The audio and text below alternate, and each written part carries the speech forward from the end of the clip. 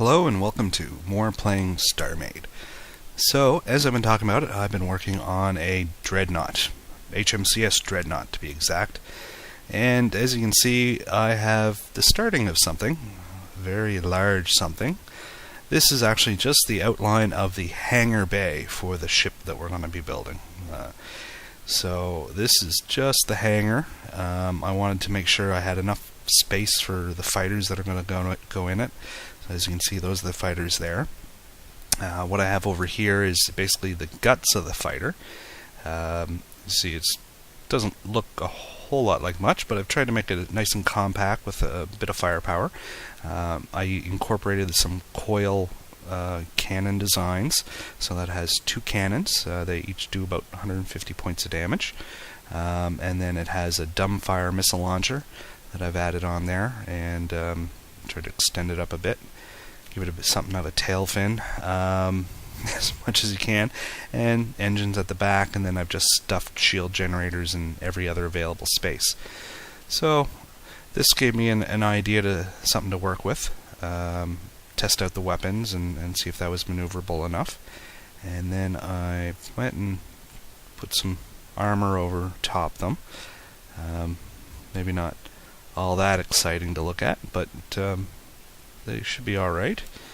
Now I have the doors on there to give a little bit of a cockpit view, and then close those up and then start flying. So we undock. As you can see, I've used a few docking enhancers there to increase the size of the docking zone, so I could fit these little ships in here. But I wanted to get the fighters done first, so that I could then determine how much space I was going to need for an effective hangar.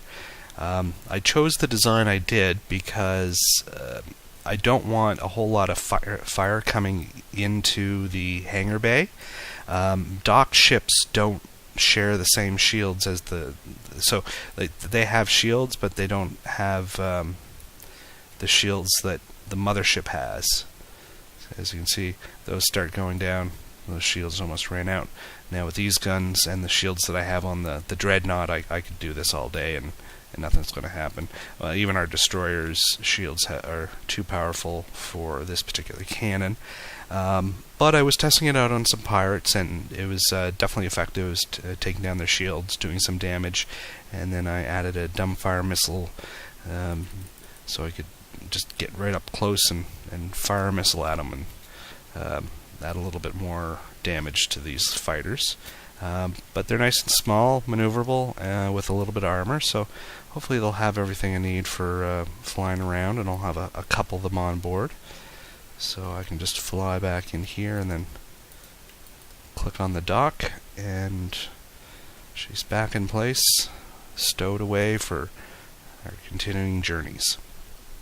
Now, like I said, that's basically just the outline of the hangar. We're going to have weapon systems and whole crew decks, I guess, for a whole crew deck of one, I guess, for me. Now, in working on these generators, I'm using the same design, just on a larger scale that I use for my destroyer. Basically trying to make these 3-axis generators. The way it essentially works is the generators count as if it's all the generators are filling up this entire volume.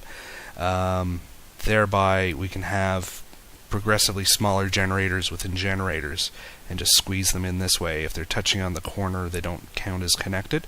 So we have one generator along the outside, and that counts as basically almost filling this with all energy generators.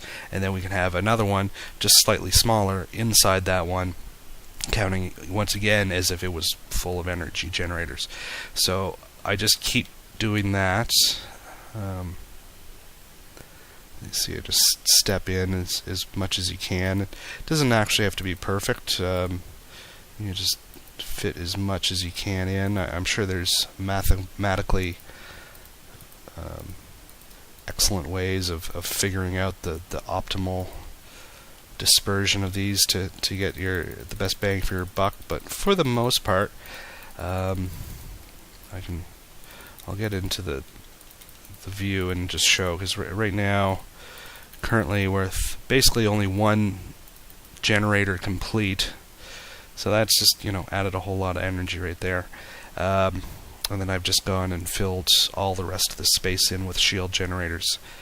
So when I go and have a look at what kind of shield and energy levels we have right now, if I go into build mode on the left-hand side, you can see currently the mass is nearly 2,000 blocks, 1,972. Power, we currently we capped at 20,000, but we regenerate 305,000 energy a second. So we definitely have the energy generation going for us. We have shields of about almost 65,000 shields, and that regenerates at 10,000 a second. So these are definitely way more powerful than anything I've designed so far. I've only have a few of the engines that I'm going to ultimately have on there. I'm going to try filling that in. One thing I was running into is running out of supplies. Now, one thing I did find that you can do is maybe exploit the catalog a little bit. What I can do is bring the catalog up, and what I've done is I've built essentially just a core attached to a 10 by 10 block of shield blocks, and I just saved that as a catalog, and now I can buy it. And so as you can see, it's all it is just shield blocks, and I can get into it, and we're just going to disassemble it. So I'm going to use this great little tool here, go 10 by 10 by 10, and a removal mode, and it'd be sometimes hard to. Oh, there we go. Click on this one, and there. So I've just got 1,000 more shield blocks. Is it cheating? I don't know. It's using the features of the game, so it should be okay. But that's what I've been finding is that seems to be a good way of getting a bunch of the resources you need for these larger builds, because I was going to a bunch of shops and bought everything out, and I don't have nearly enough. What I thought I'd show you is just to give you an example of what those shields are like. We'll have a look at what our Dreadnought is. So we had, say, about 65,000 shields, and I think it was regenerating at about 10,000. Yeah, about 10,000 a second. Our old little Dreadnought, still quite damaged, but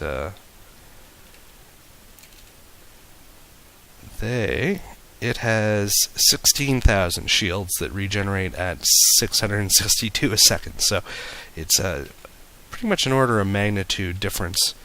As you can see, I could basically shoot all day with the cannons on our destroyer, and it won't make a dent in the shields.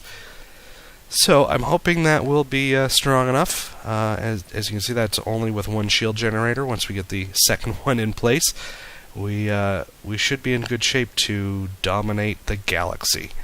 So thank you for watching. I'll keep you updated and continue to work on the Dreadnought. So long for now.